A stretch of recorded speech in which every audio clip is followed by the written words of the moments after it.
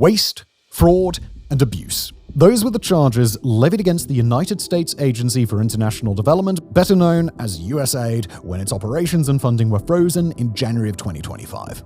In the following months, USAID has been all but dismantled, relegated to just a handful of pencil-pushing staff in a dusty, ignored corner of the US State Department. Facing a fire and brimstone assault from US President Donald Trump and his inner circle, the gutted organization and its supporters proved unable to stand against the tide. According to the people who defended it, USAID was responsible for saving millions of lives across the globe and giving tens of millions more a chance to thrive. According to the people who dismantled it, it spent over half a century robbing the American taxpayer blind and allowed a deep and terrible rot to fester at the beating heart of US foreign policy. But now, with USAID thoroughly transformed into a burnt-out husk, it's time to ask the question, was it worth it? Should USAID have been destroyed? And what does it mean for the world now that it's all but gone? Now, before we get into the details on USAID, let's establish a few terms of engagement. First and foremost, the questions that we're going to attempt to answer. For all the people watching this episode who oppose the dismantling of USAID, why do the people in favor of dismantling it believe that it's a good idea? And inversely, for all the people watching this episode who support the dismantling of USAID, why is it that so many people seem to think that it's a bad idea? I mean, look, it's 2025 and we're all very well aware that if you're looking to be convinced in either direction, you could find hundreds of voices on YouTube who are credible and or loud enough telling you to despise USAID and hundreds of voices who are credible and or loud enough telling you to support it. But we want to try something a little bit different today. Rather than giving you ammunition to help win your next flame war, we're instead hoping to do something deeply unfashionable and discuss the root causes of the disagreement. Not because the libtards are suffering from Trump derangement syndrome or because the cultists are worshipping at the crusty feet of their great orange deity, but because the USAID story is like the world at large. It's complicated.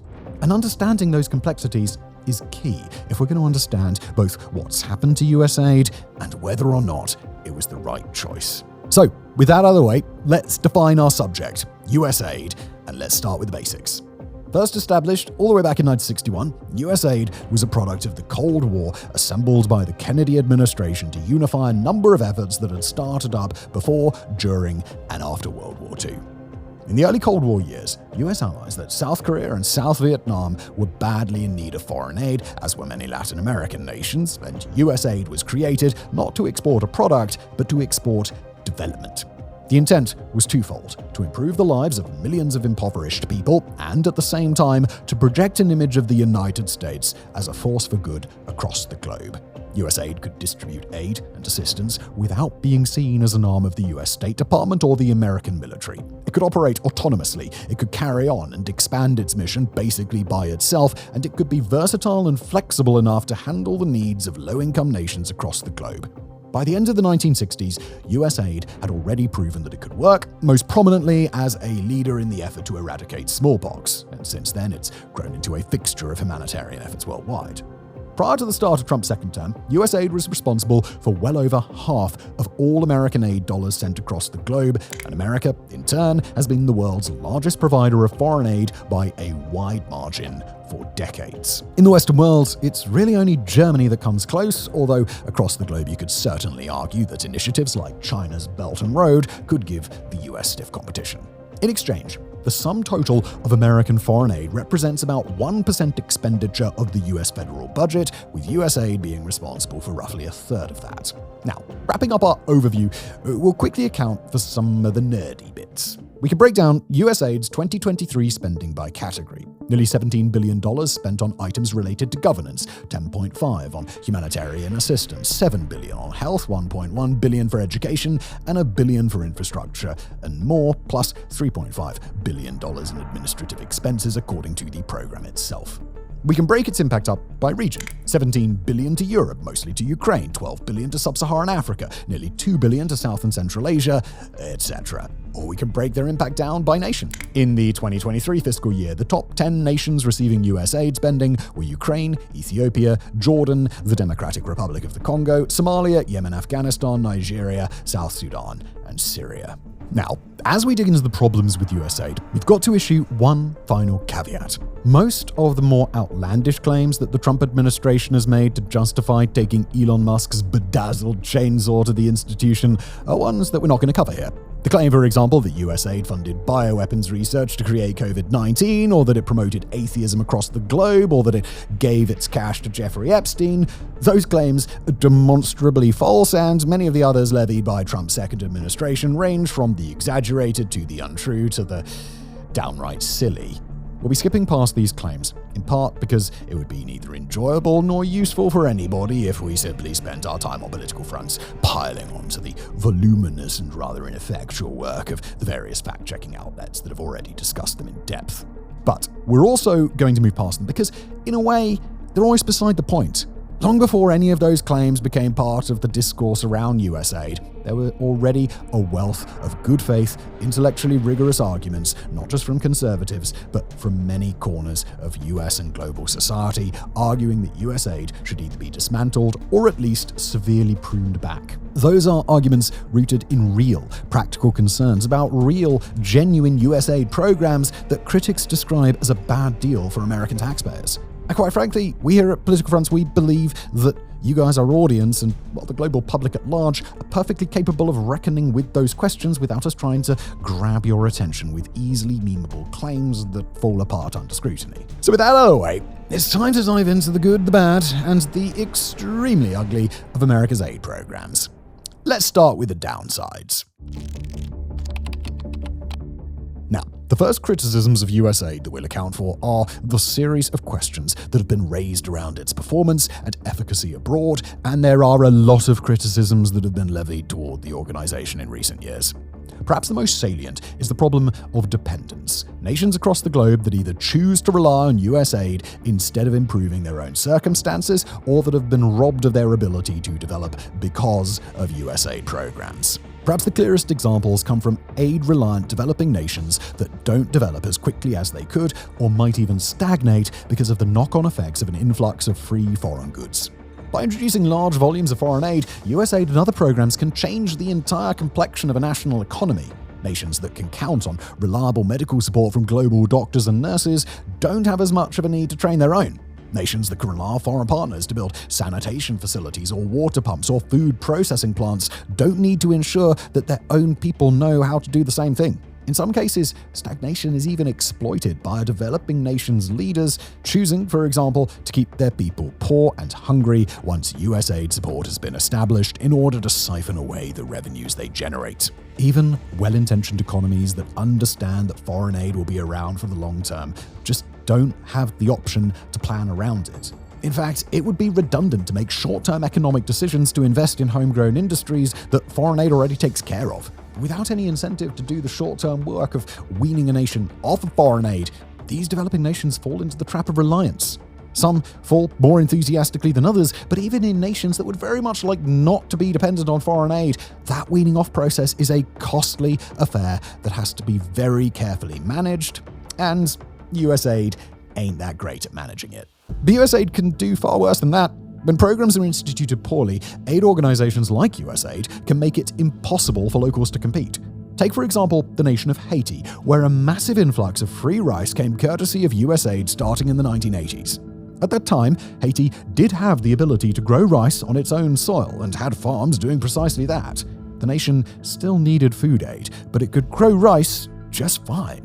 The trouble, however, was that once Haitian families had the choice to either buy rice from local producers or get USAID rice that had been given to Haiti free of charge, they of course went with the free option. In the process, American food aid undercut all the island's rice producers, forced them to close up shop, and created a situation in which today nearly all of Haiti's rice is imported from abroad. In fact, most of Haiti's needs are met by food aid, not because Haiti doesn't have the agricultural capacity, but because farmers were undercut so badly they converted their operations to just grow cash crops that Americans are going to pay for. That process has played out again and again around the world. Nations suffering from famines or other acute shortages are forced to watch their agricultural industries wither and die in the long term in order to get short-term relief via USAID.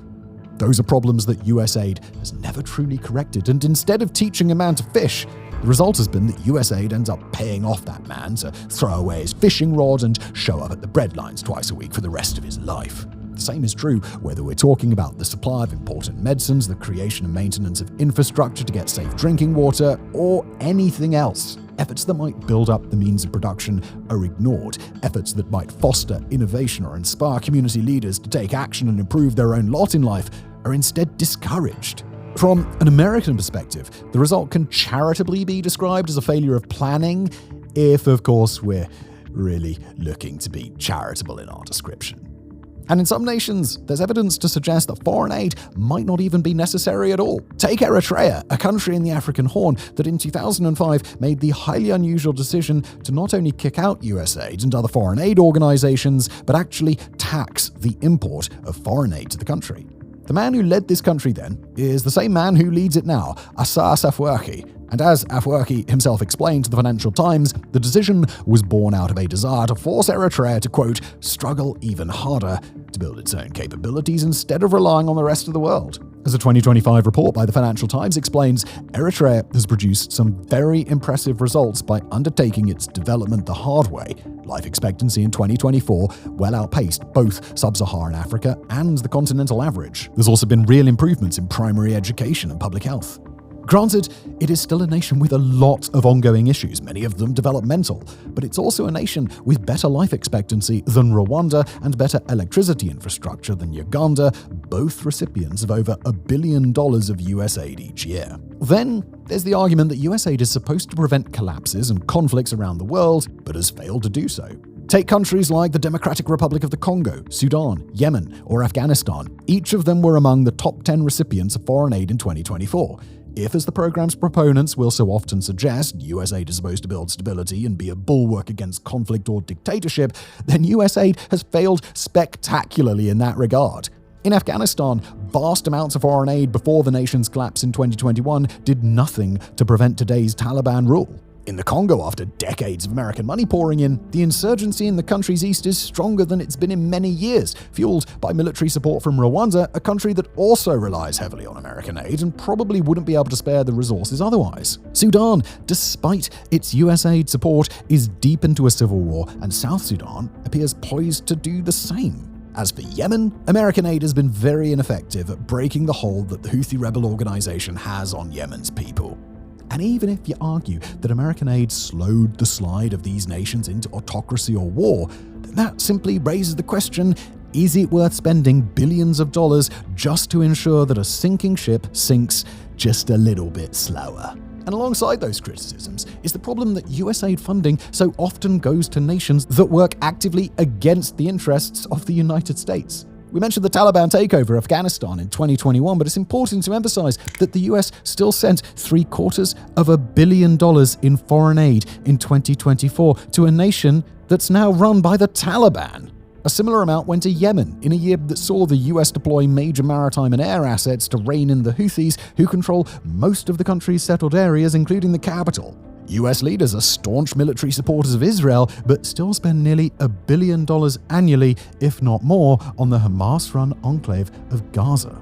The Taliban also drink water from pumps the US built. Hamas also eats food sent by America, and the Houthis, who are wounded in America's air campaign, are treated in hospitals that America funds. Even in countries where US foreign aid doesn't fall into any of those traps, there are still plenty of problems to be found.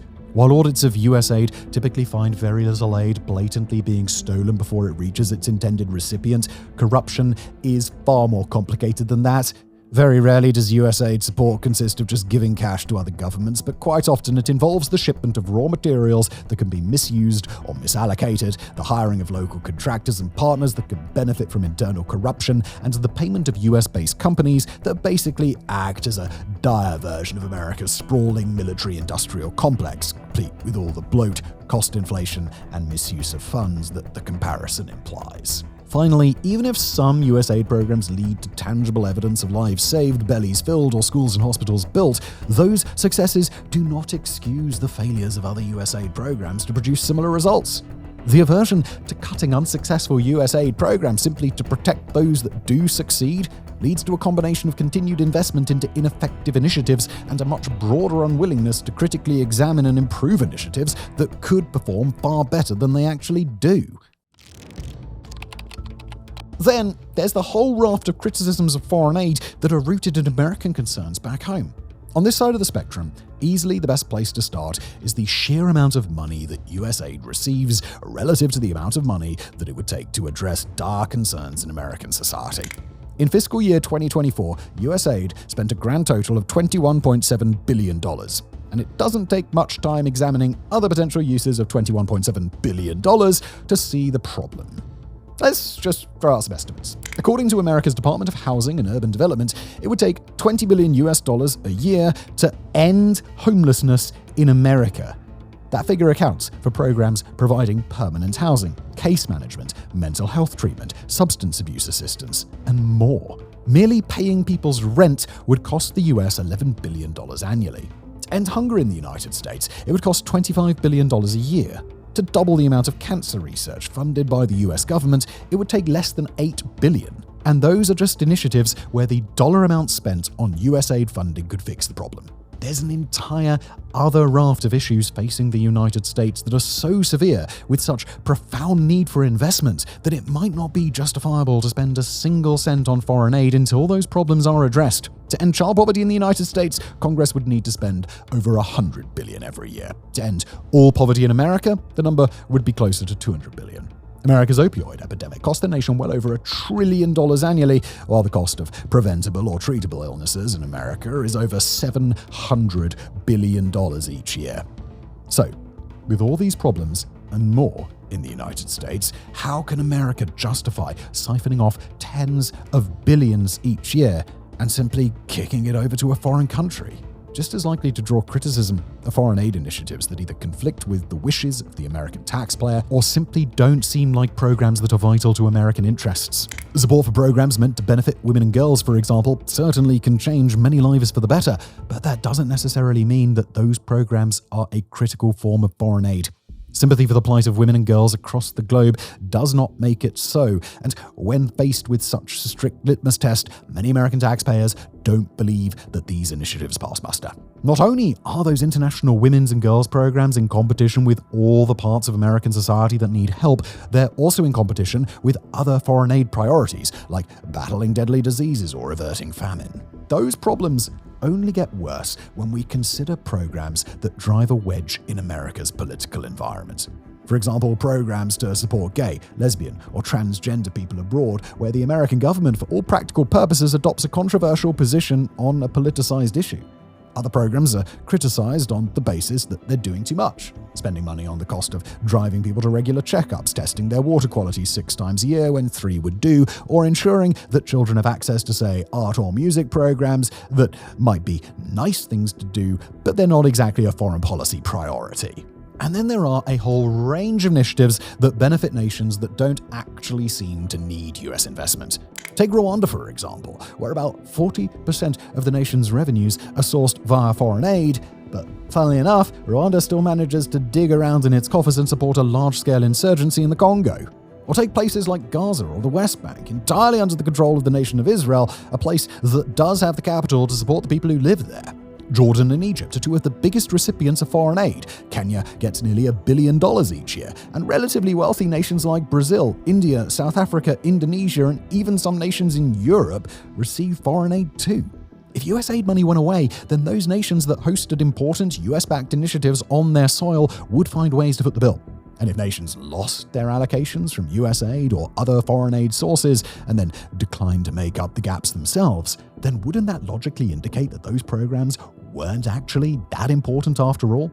Remove USAID funding, and the excess funds that have kept corrupt international elites fat and happy should then be yanked away in order to fund the critical initiatives that USAID has stopped paying for. By the way, that's not just an abstract concern. In South Sudan, for example, critical equipment in neonatal intensive care wards has been sold off in order to place money in the pockets of elites, while doctors have to do the work by hand of replacing ventilators that foreign aid should have paid for. And finally, In a conversation where we've invoked the American taxpayer dozens of times now, it's worth pointing out the disconnect that seems to exist between that American taxpayer and the people making decisions at USAID. Once money reaches USAID, it's basically spent at the discretion of the program itself with limited oversight by the American executive branch.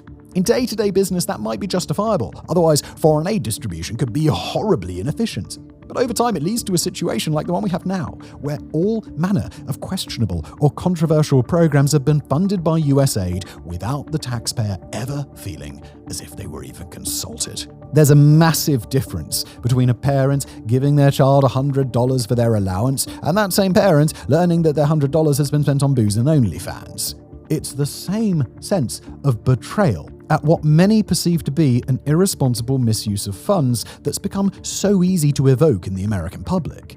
That in turn comes after decades of USAID spending by people who, by all outward indicators, didn't seem to expect the American public to ever check in on what they were up to. People feel as if their money has been spent on things they'd never agreed to spend them on, and that's a real problem. Now, the long list of critiques of USAID that we've explained so far is not an exhaustive list. But it's about time we pivot to the other side of the debate and explore precisely why USAID's advocates still insist that it was a program worth saving. Perhaps the best place to begin is with a discussion of what USAID has accomplished.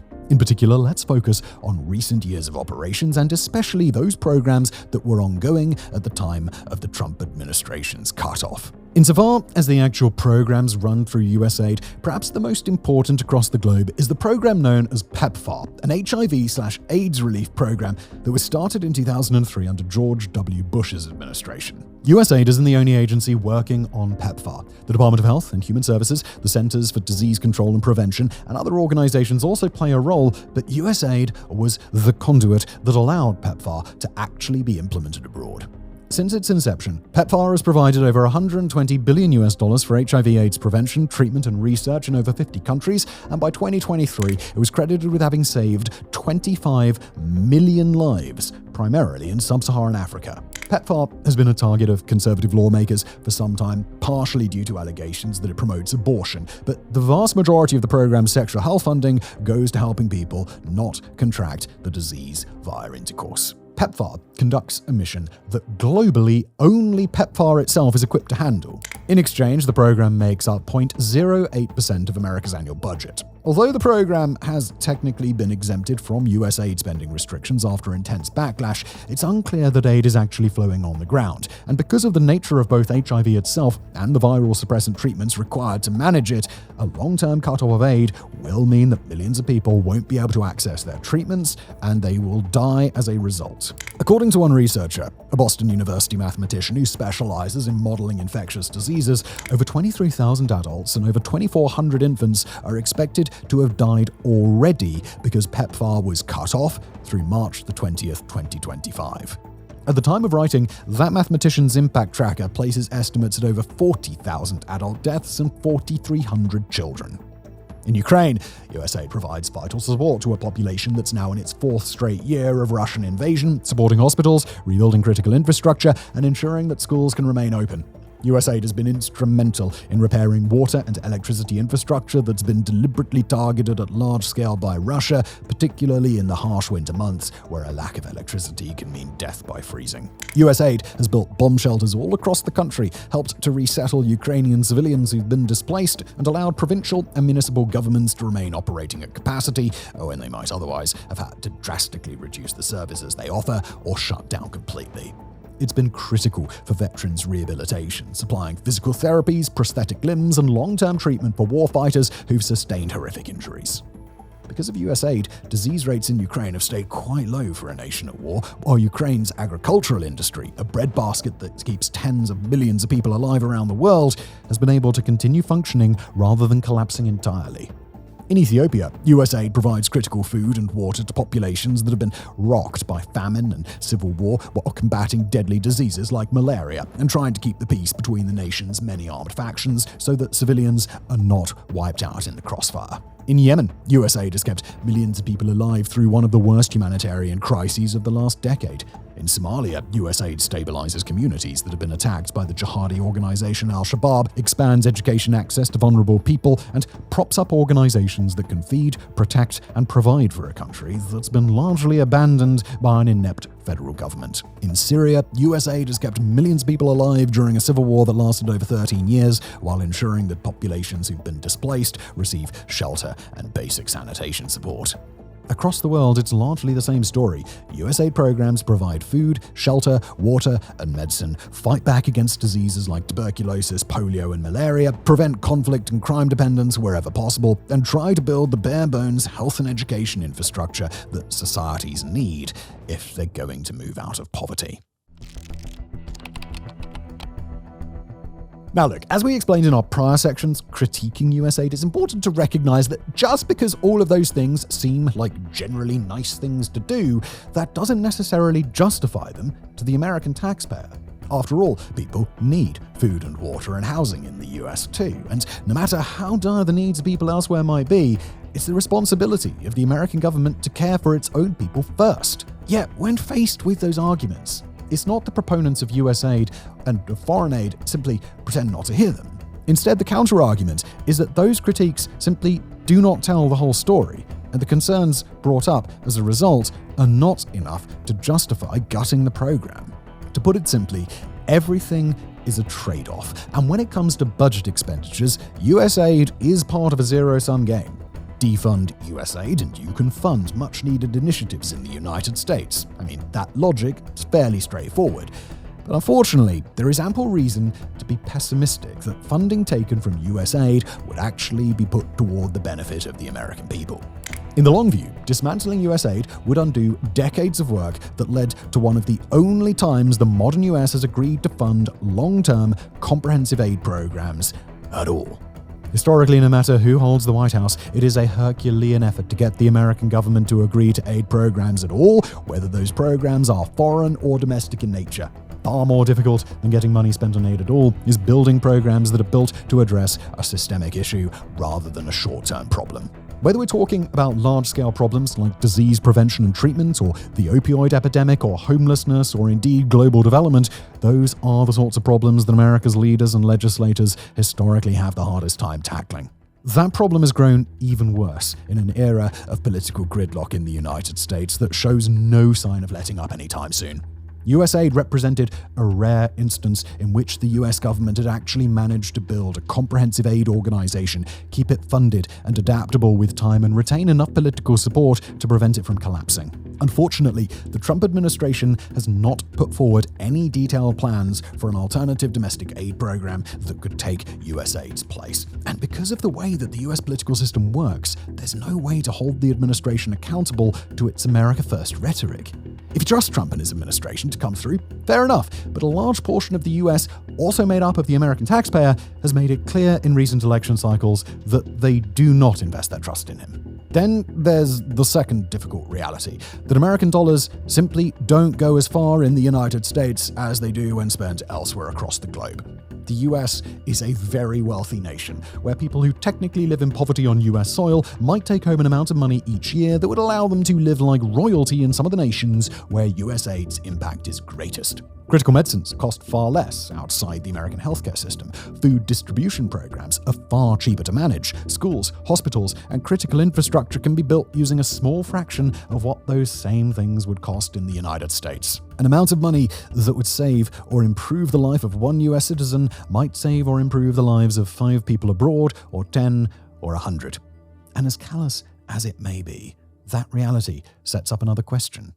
Is an American life really worth more than the life of another person across the globe? Of course, we've got to bring back one of the key criticisms that we mentioned before, that USAID might not actually be producing those results. And of course, even the staunchest proponents of programs to save lives, lift people out of poverty, end wars, and cure diseases doesn't have anything to defend if those programs are not actually working. But what do you do about the programs that aren't working? And the answer's quite straightforward. It's shared by supporters and opponents of USAID alike. If a program ain't working, then don't keep investing in the status quo. But for supporters of USAID overall, The answer to a broken or underperforming program isn't to slash it, but instead to improve it. Perhaps the system's slow and lethargic and undermotivated to change, and that should be dealt with. But if a program can be rehabilitated instead of being cut, then fix it and put it back to work. If it's used effectively, humanitarian aid should be one of those investments that both fixes problems today and prevents problems tomorrow. Communities that are given enough food to survive a famine are able to retain both the living manpower and the physical strength required to plow more fields, grow more crops, and ensure that they have the means to survive the next famine. Children who are the first in their families to gain an 8th grade education can give an 8th grade education to their children and their children's children. A village that gets a well for clean drinking water today will have that well in a decade or 2 or 3, while a community that's been educated on how to get less AIDS will get less AIDS. And of course, it's easy enough to look at the constant rates of US aid spending, see how many people still suffer, and say that improvements aren't happening. But honestly, that underestimates how bad things really are around the world. The idea that a hell of a lot of good work has already happened can square with the idea that the work is not yet finished. And to be clear, there is some silly-sounding stuff that's gone on under the banner of foreign aid. A few tens of thousands of dollars for an opera performance here, a few more tens of thousands for a fashion show there, a few more tens of thousands to do some nice-sounding but not really dire renovations on a local statue. That is all part of the foreign aid landscape as well. A fair proportion of that spending comes by way of smaller discretionary funds given to officials who might be acting as ambassadors or diplomats stationed long-term in a foreign nation and who use some of that money in ways that probably wouldn't pass the smell test if it were put forward before Congress for approval. There's a key distinction, however. Most of that discretionary spending happens by way of the State Department through programs unrelated to USAID. Lumping USAID in with those other spending items and cancelling USAID because of them is a misunderstanding at best, or it's disingenuous at worst. In cases of real USAID initiatives that have drawn the ire of its opponents, it's worth looking a little deeper. Even the most important USAID initiatives include elements that the organization's opponents may find objectionable. The PEPFAR program has elements focused around contraceptives and safer sex to help prevent people from contracting HIV. USAID support to Ukraine has come in the form of grants given to media outlets. In each case, there are clear reasons to do precisely what USAID has done. Contraceptive education helps people not get AIDS. Support to independent media in Ukraine means that those media outlets aren't bought up by corrupt oligarchs and politicians, and thus they can investigate the same corruption that's been used as justification to reduce or eliminate Ukraine funding. Those are worthwhile things to do, but it's easy to see why pursuing these non-vital programs might have been the equivalent of USAID shooting itself in the foot. Then there's the idea that defunding USAID is necessary to break global dependence on the organization and force nations to stand on their own 2 feet. But if you'll allow us to mix a couple of metaphors here, proponents of the idea of breaking dependence tend to see this as a question of unpleasant but effective electroshock therapy, while opponents might go with a comparison to quitting an addictive drug cold turkey.